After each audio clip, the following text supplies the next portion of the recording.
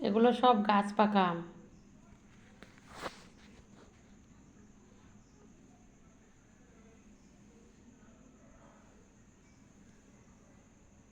কাঁঠাল,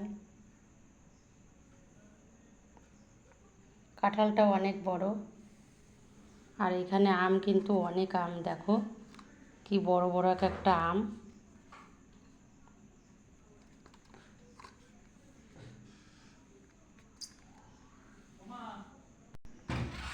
আমগুলো দেখো, দেখে সত্যিই খুব ভালো লাগছে।